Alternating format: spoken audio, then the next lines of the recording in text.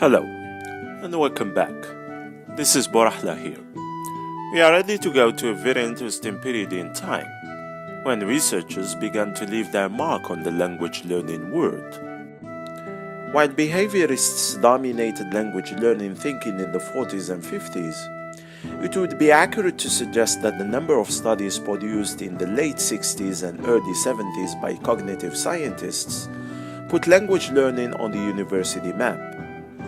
And language studies was now perceived as a serious discipline that could indeed be researched and understood. This was a time when many universities established linguistic and language departments and provided funding for investigative research. Much of this research focused on how the brain processes language and how language structures and knowledge are acquired and remembered. Thus, it was called the cognitive approach. So let's go back to 1960 and see for ourselves what is this cognitive approach. So are you ready to go back in time to 1960? Let's go. Hello, sir. Sorry to disturb you in your research laboratory.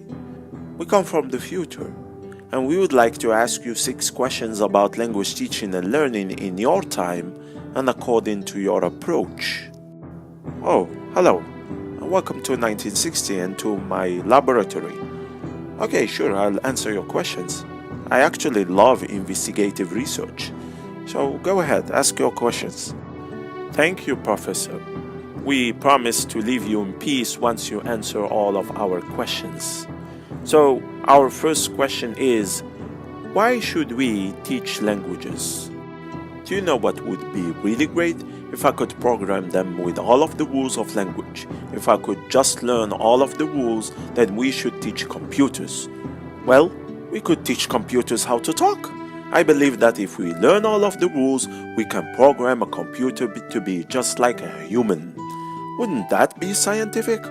I could publish an article and a book. How about that? Who should we teach? I don't like teaching humans. I prefer programming, and well, I do love observing humans. I do collect data on the errors that they make. In fact, if computers are like people, then I can likely predict not only the errors that humans make, but the rules that they are going inside of their heads. And if people are like computers, then well, we could teach anyone another language by just programming them correctly. If they make a mistake, then I will teach them the rule, and then they won't make a mistake again. I mean, right? What materials are needed to teach a language? Oh, we need grammar rules. We need to know really all the rules because people make mistakes. So when they make mistakes, you just need to teach them the rule. And the rule immediately so that you can give them the corrective feedback.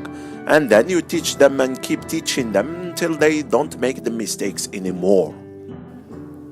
How does a learner learn a language? Well, they need to know the rules. And we need to teach them the rules and then they won't forget. My job is to find all of the rules of every language. It's a job I take very seriously, and I will write books about all of the rules and then students will read. Did you know, in fact, that there are 50 meanings of the word so?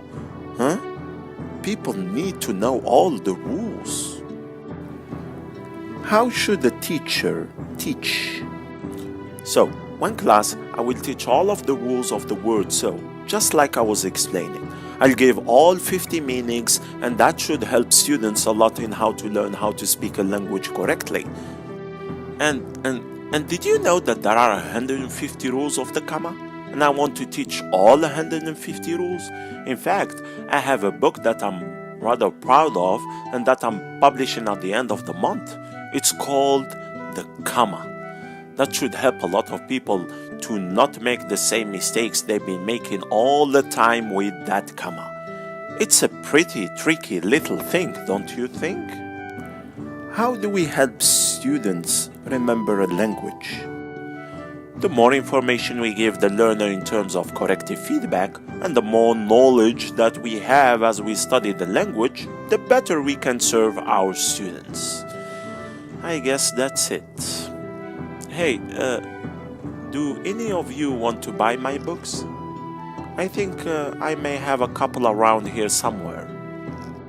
Well, if any of you would like to co-publish with me, that also would be great. I'm always looking for a partner to co-publish. You know what they say, publish or perish. I gotta get out of this laboratory.